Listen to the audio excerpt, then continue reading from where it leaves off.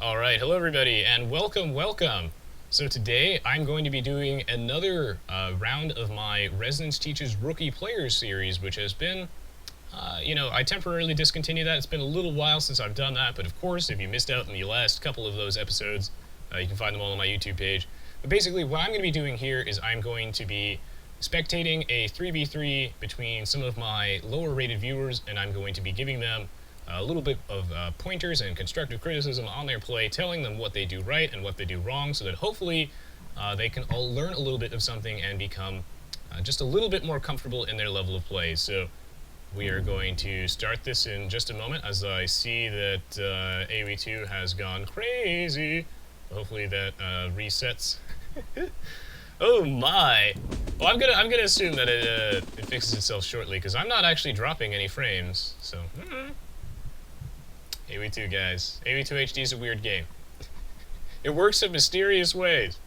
Let's go! I wonder if Team 1 or Team 2 is going to win, but we'll see how this one goes. We're doing Arena because it's a little bit harder to rush on. Now, I really hope that the red comet goes away. Oh my. I hope I'm not lagging these guys, because I'm actually not dropping any frames, so I can't quite explain what is going on, but hopefully that disappears shortly, otherwise I'll have to remake and restart Aoe2 or something fun. Woo! I'm sure they'll let me know if it's lagging. Anyway, start right off the bat. I'm going to be shifting my perspective around the teams. We've got these three dudes on the same team. Oh my gosh. Please tell me that there's no...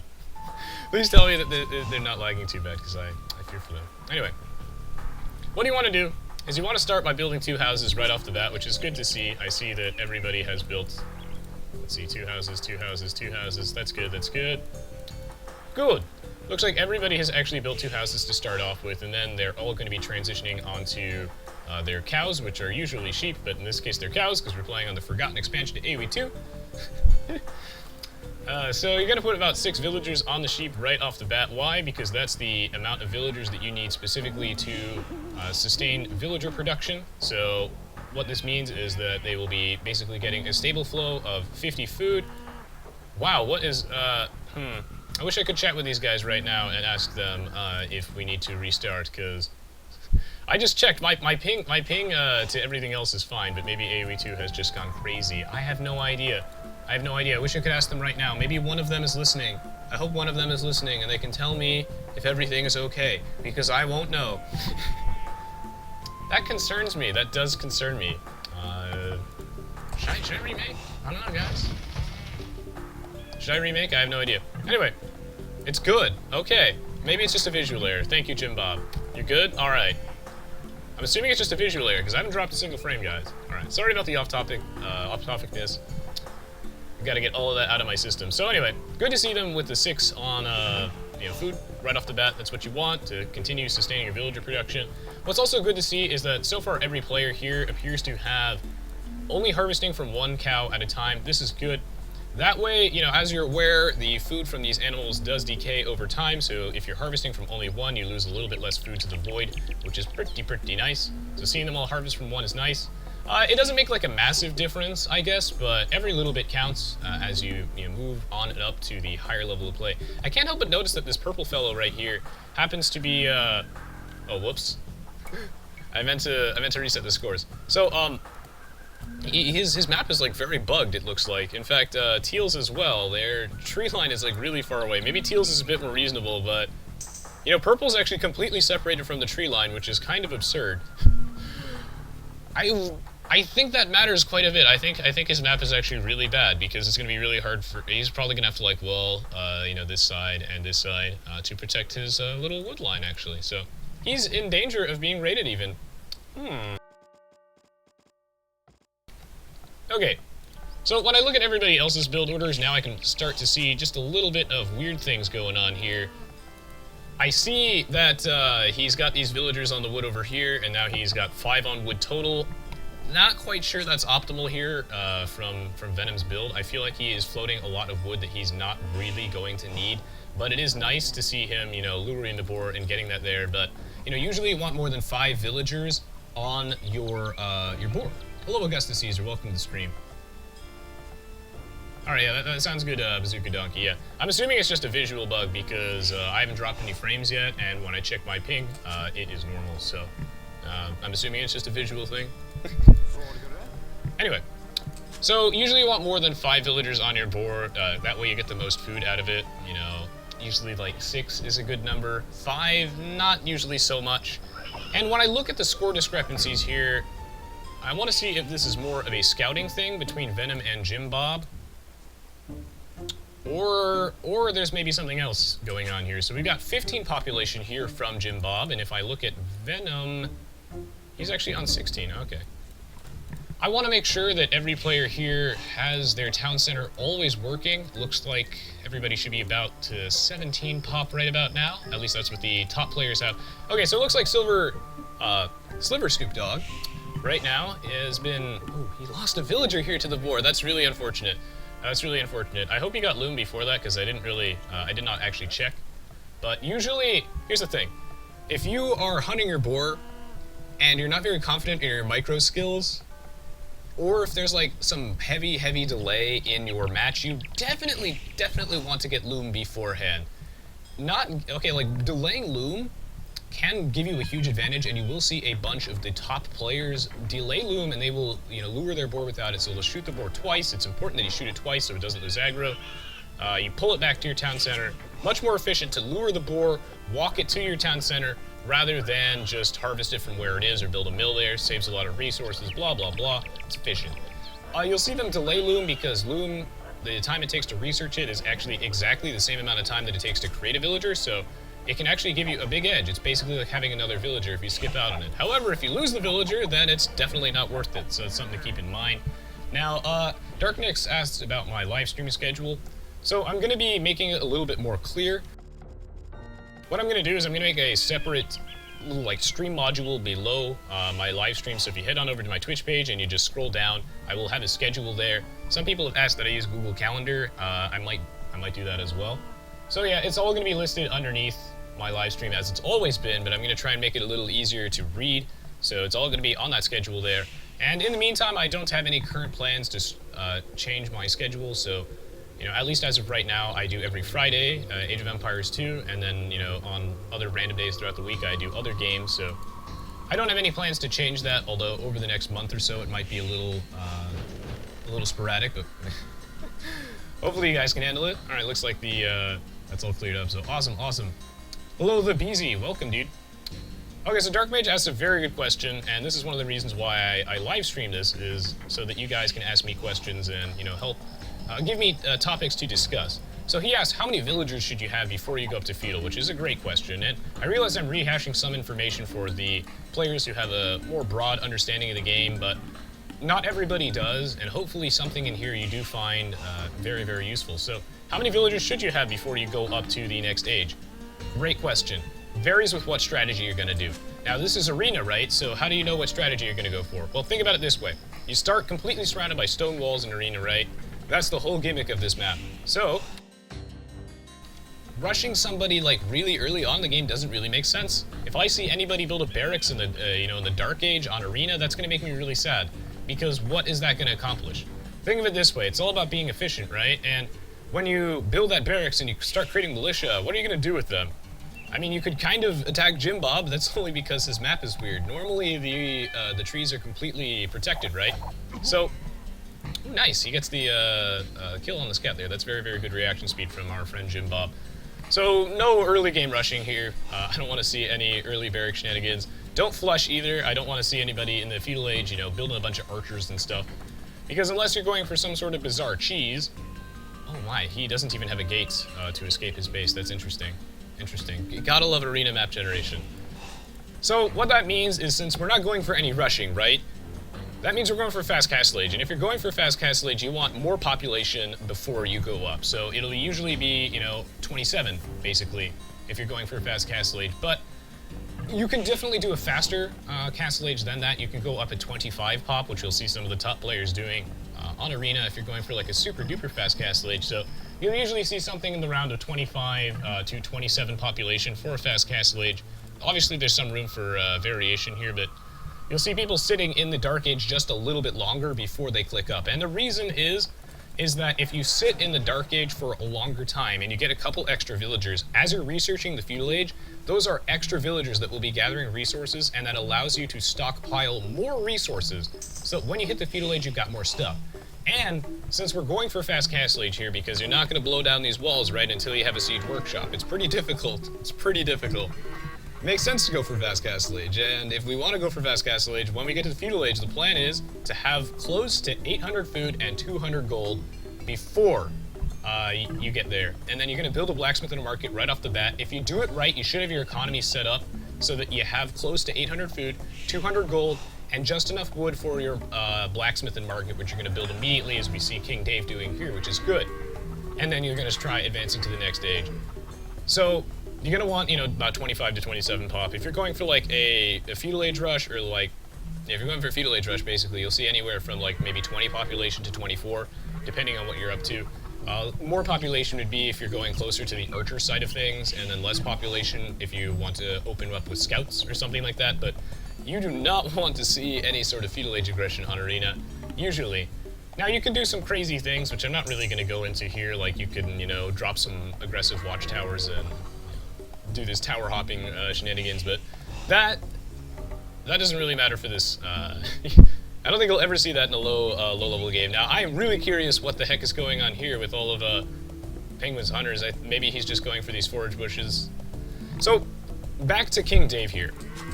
He had a good Feudal Age time, right? This is very good. Very good to see this from him. He built a blacksmith and a market immediately. I love that every single player in this game has not built a military unit yet. This makes me very, very, very happy. This is important because, like I said, the early military units is a waste of resources. They're not going to accomplish anything. And I see everybody here building a blacksmith and a market. That is wonderful. What went wrong here exactly? Our good friend King Dave is mining stone, and he's been mining stone in the Dark Age and throughout the Feudal Age. But he's going for Fast Castle Age. This is a problem. You do not usually want to mine stone and gold. You have to pick one of them in the early game, unless you've got some weird, bizarre strategy, like you're going for a conquistador rush or something like that. Maybe you could get away with going on both, but generally speaking... Hey man, welcome to the stream. So, and hello Mobius1. So, the general rule of thumb is that you don't want to mine two different minerals at once in the early game. You don't want to be mining stone and gold, because these, the villagers that are on stone, that 100 wood, put those on something else. That would mean he would need less lumberjacks, right? Because he gets to save 100 wood here. These two guys could be gathering food, and it would have really sped up his Castle Age time. So that's something to consider here, is that mining both of those resources is usually a mistake, unless you're up to something interesting, like perhaps you're going for a castle drop. Like, there are times when that's okay, but I'm assuming he's not going for a castle drop here. And I can assume that. By the way, I mean, a castle drop is when you go like for a Fast Castle Age, and then you stockpile enough stone so you can build a castle. And then you send a bunch of villagers all the way across the map, blah, blah, blah, blah, all the way over, like here or something like that. You drop a castle on him, you start attacking his walls with it and really pressure him. Like, this would be a great place to put a forward castle if anyone wanted to drop one on Teal, because the castle would then be in range of these both gold mines, and they would prevent Teal from gathering from either of those gold mines. But now, I sincerely doubt he's doing that. Maybe he is, and he's going to prove me wrong. Actually, he might be. He's sending 3 villagers out right now. I was going to say it's probably not, because he's in the pocket position of his team, meaning that he's between his two teammates. So his villagers will have to comparatively walk a very long distance to drop that castle. So, ooh, but he does have 3 forward villagers coming. He might actually be dropping that castle on Sliver. Hello, AFK Raptor. Welcome to the stream, dude. Yeah, Gray had definitely a pretty good Castle Age time indeed here, and we can see that the difference is that Gray was not mining stone. It definitely slowed down Red's Castle Age, but if he is going for a castle drop, then that explains that. Really good, again, really good to see that no one actually built any military units before they got to the Castle Age. That's really good. Unless you have to, don't do that. Now, this kind of concerns me, is because purple is actually open now, and yellow did manage to blow a hole in that, so we'll see if that matters. But I do see these 3 villagers right here. It makes me think he might actually be trying to drop a castle on Sliver Snoop Dogg. And I'm also quite curious a little bit more about what Gray's doing, because what's the game plan here exactly, right? Like, he got to the Castle Age, now what? I see he has a archer range, a barracks, and a siege workshop. The dude's got stuff. What's the plan with the stuff? Also, one thing is that Gray should probably be deleting a couple of these walls, because, you know, they're blocking his villagers, and look, his villagers have to walk like this extra distance here, and you would not believe how much wood that can waste. Looks like Sliver Snoop Dogg's scout has a problem, guys. He's very, very confused, and I'm not quite sure if he's going to spot these villagers since he's running backwards, and I don't know if life quite works that way. So, yeah, the reason I mentioned this game plan here is these buildings aren't really doing anything. He's not getting any value from these buildings because he's not making any archers, he's not making any crossbowmen. I haven't seen a mangonel or anything. I mean, I'm going to check if he's... Okay, there's a mangonel. Alright, not bad. Okay, so at least he is making a mangonel. This seems peculiar to me, though, but maybe they are coordinating. Ooh, okay, so he is dropping a castle here, but he does get scouted by Sliver Snoop Dogg, which is great. If you need something to do with your scout, you should definitely be patrolling the edge of your walls when you're playing on Arena, because you never know. You never know if a castle drop is coming, and we do see the castle drop here, and King Dave making a great play, and he's actually taken one of his villagers and he's built a palisade wall here. This is important because when the scout comes by, the scout can't attack these villagers anymore. It is naturally walled in, and nothing can stop this castle from going up except a ranged unit, and Sliver Snoop Dogg does not have one. Now, I do see the mangonel coming out here with a couple of spirit. Okay, so he is actually going to be using these. That's interesting. I'm assuming that they've coordinated in some way, and that Gray is going to be backing up red with his castle drop, which just can't be stopped, unfortunately. This is really interesting to see this, and ooh, we've got a siege workshop here from Yellow as he's attempting to actually wall the half of the map off. That's pretty crazy. I wonder if, you know, our friend Captain Fluff here, aka Penguin, is going to be building a mangonel to try and take out these villagers, because here's the thing. Red kind of, I mean, like, he can't actually build this castle very quickly because of the way this palisade wall is set up. There's only room for 2 villagers here, right? I really need to not stream to, oh yeah, during the LCS expansion. Yeah, sorry, Melted Cat. I don't plan to stream at this hour regularly, maybe, well, at least not today. So, okay, we got the mangonel coming out here. I think it's going to be too little too late. One of these villagers is going to die from King Dave, but this palisade wall getting some value here. This wall looks really, really greedy, but maybe he's trying to wall Gray off from the rest of the map. But what Gray should do right now, I mean, I hope Gray can see what's going on, right? Please tell me Gray can see what's going on. He can, so he should really take these units and just send them over to go help his team. I also really like that he did build a town center right off the bat. That's really good to see. I see that, I think everybody built a town center right off the bat. A little slow on the siege workshop here from Sliver Snoop Dogg, but basically when you see the castle going up, it's probably a good idea to consider dropping a siege workshop almost immediately so you can start considering getting some battering rams. I think kind of a mistake going on right now is that King Dave has this castle here, but like, what's going to happen with this castle? He's not shooting at the walls yet. He should always be shooting at something, right? And he's not actually shooting at the walls right now. He's going to build a samurai, though, which should kill these villagers.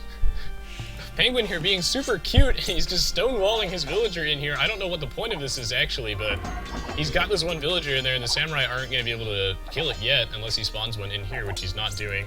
Gray's backup has finally arrived. One mistake I can see here that Gray might want to fix is that he got forging the attack upgrade for his melee units early on. You don't want to do that. You always want to prioritize the defense upgrades in your blacksmith for your melee units so that they can live longer, they can get off more attacks. But I do see that good news is that Gray here did actually get fletching first, which is exactly what you want to do. You want to get fletching for your ranged units. It's important that you get the first attack off. You will win the battle if your opponent has more defense upgrades on their ranged units as long as you outrange them.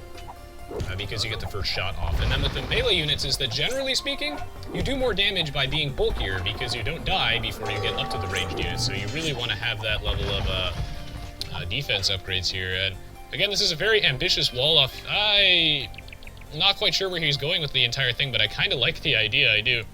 Also, this castle placement, like, while the castle drop is all fine and dandy, he really needs to take this castle right now and target these walls because that's how you put the pressure on. The only reason that these walls are taking damage at all is because our good friend Gray here, Memory of Trees, is actually attacking this wall with the mangonel, but imagine how much faster King Dave could be taking these walls down.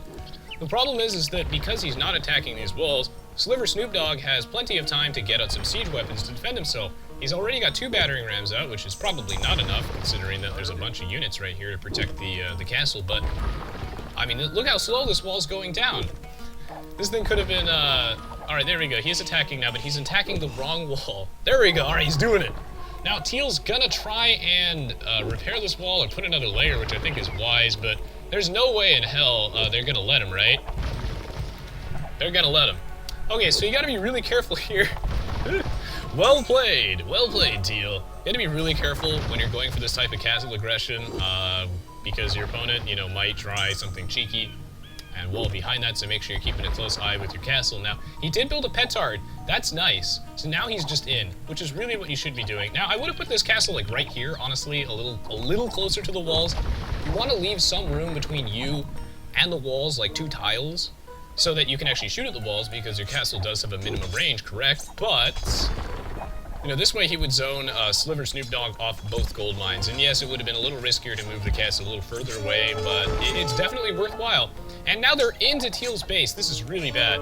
I really think that Teal is, you know, is trying his best here to react to this, but he's going to need some serious help from Venom. I really hope that Venom, like, is just, you know, pumped. He's all boomed up, and he's like, green smash! So I expect to see a massive army from him immediately, because Teal is in deep shit right now.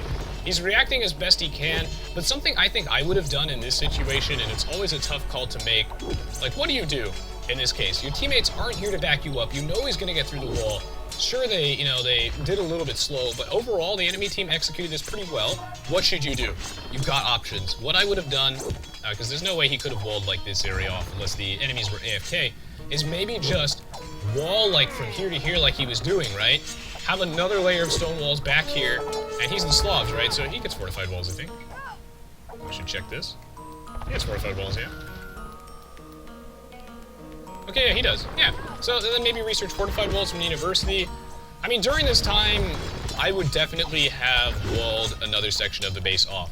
Or maybe even built a castle. Like, he could have bought his way to a castle with his little extra gold. I mean, he's in deep trouble right now because his base is, like, unprotected. He's gonna need some serious help from Green and his teammates. He just has to hold out. He has to hold out for just a little bit longer before he goes down. We got some knights coming out here from Jim Bob. That's good. So what I like is that I see everybody here. I mean, everybody actually has an additional town center. This is great. This is great. Although I would like to see a couple extra, because Jim Bob only has 1 extra. I mean, maybe I'd definitely make at least 2.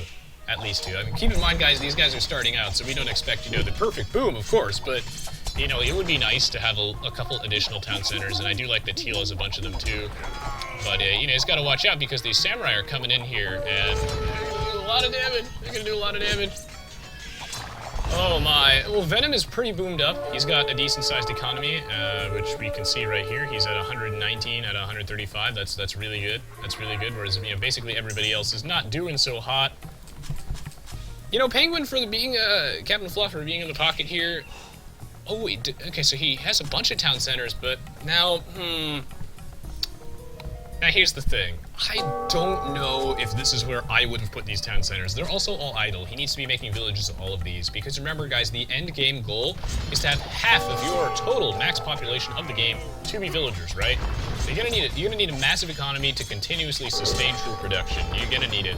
You know, when I was a little kid, I used to think that if I made, like, too many villagers, then that would cut into my troop production, but I was so wrong. Like, by having a much bigger economy, you can create an army much faster, and it doesn't matter if your opponent has, like, a 50 pop larger army, because he has no economy, because he can't replace that army when it dies.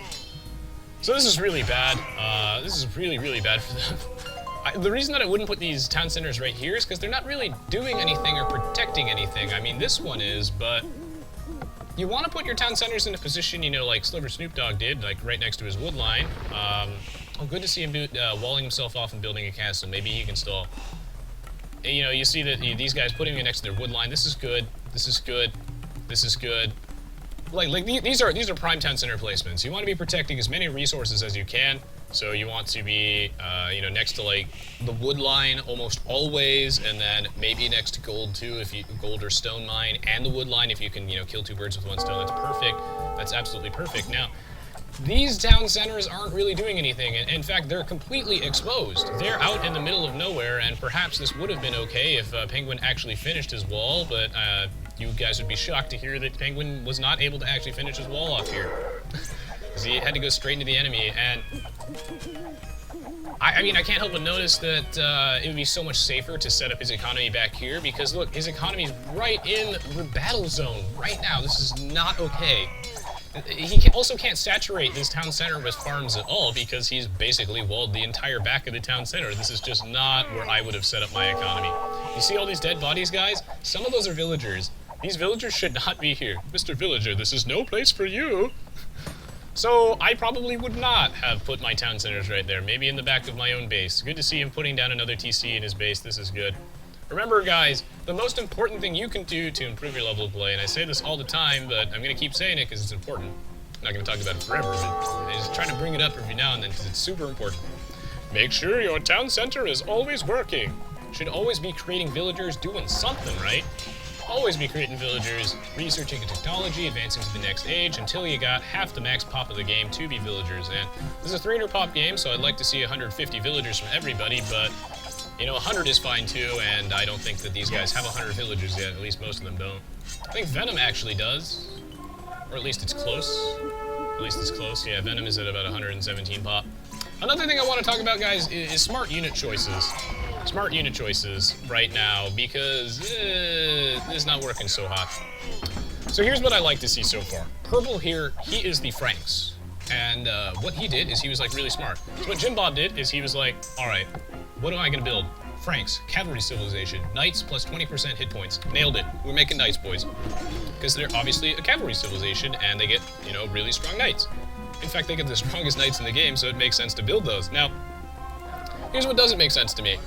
The skirmisher opening from Celts. Venom here is the Celts, and let's go to the Celts, right?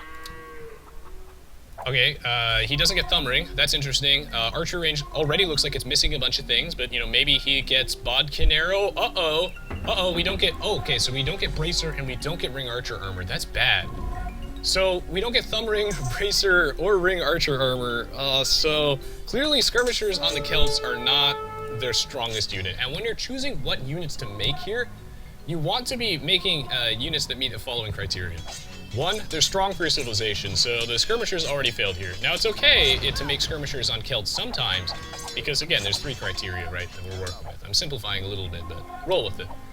So, 1, are they strong for your civilization? In this case, no. 2, do they counter the enemy units?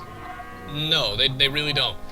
We saw knights from Jim Bob. Venom was aware that there were knights from them. We saw samurai, knights, pikemen.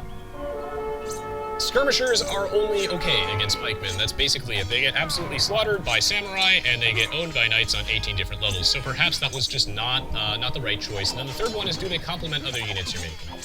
Now, he started with originally just skirmishers, and, well, you know, now he's throwing in halberdiers, so the halberd skirmisher combo is a bit better, definitely, but it's not... It's lacking a lot of punch. It's lacking some meat, guys. Where's the damage, I guess? And now he's bringing in some Elite Will Raiders, which is fine, so... My compliment, guys, by the way, guys, I mean, like, units that cover the weaknesses of each other. So, when you look at your skirmishers, right? Skirmishers are very weak to cavalry, so, you know, halberdiers is a very good supplement, definitely. Now, this match is looking really bad because Sliver Snoop Dogg is getting pressured really hard, and his teammates gotta move the hell out. They're gonna need some siege weapons. They're gonna need some siege weapon stat. I would really like to see a trebuchet here as they just blow down this castle and go saving Private Sliver Snoop Dogg. I do think that they can come back in this, though, because Venom is huge, guys. Venom is the size of 3 planets. He's been booming. Venom doing work. Love you, man. Good job.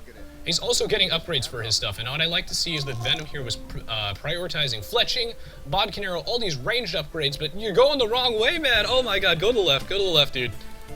Dude, your teammate is on fire. Gray can wait. Priorities, man. Oh no, turn to the left, sir. Do you see this massive army? Oh no. Guys, we need some siege weapons. We're gonna need some siege weapons to blow... This is an emergency, guys. Teal is not doing so hot. He's on 1 town center. I mean, I don't even want to know what population he's on. I don't even want to know. Oh my god, he's on 40 pop, 42 minutes in, guys. That's less than 1 population a minute.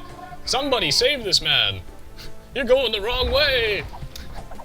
You guys are all going the wrong way. The castle's right here. We need some trebuchets, right? Here's the thing. You can't get away with just massing one unit. You just can't. You just literally can't. Why? Because, you know, even though you might think in your mind, mass Longboom's super OP, how are you going to kill buildings? If you're extremely patient, you could argue that, oh, you just outrange the castles and kill them eventually. That's not the right attitude. That's not efficient. Make a trebuchet. God, guys, come on. You can do it. Make a treb. Now, the good news is that Teal is holding on, clinging to life. I love that he built a siege workshop here, which is defending himself, and he's not dead yet. He's seriously not dead yet. And he's continuing villager production, but he should definitely build another town center. The problem here that he's running into is, as he's noticed, is he's running out of space to live, right? So what he needs to do is build another TC, like, over here and just start, like, I want to see, like, 4 town centers from Sliver.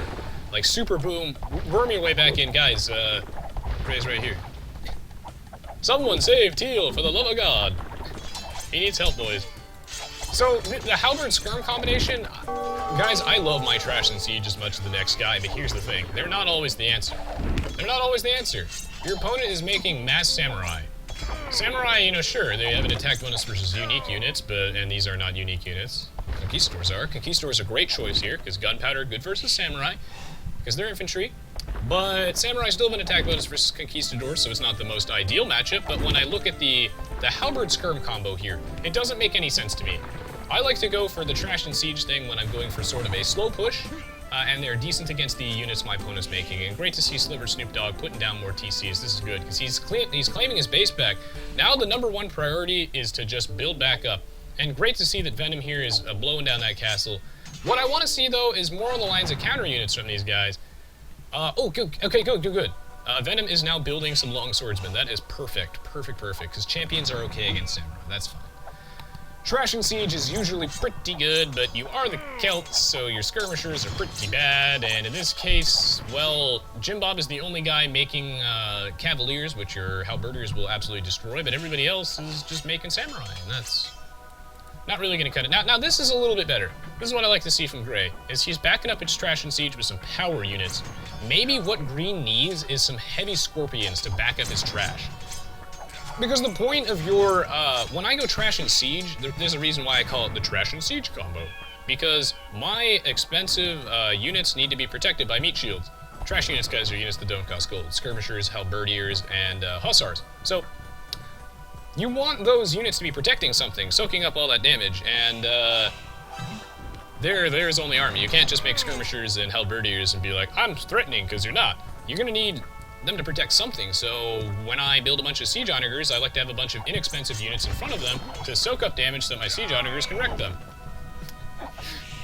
And that's not quite what's going on here, but he's throwing in some Scorpions and some two-handed swords, and it's very, very good. Venom is actually playing very well, even though, you know, I have a lot to say about things that can be done better. I cannot stress enough that these players are doing very well, especially Sliver Snoop Dogg.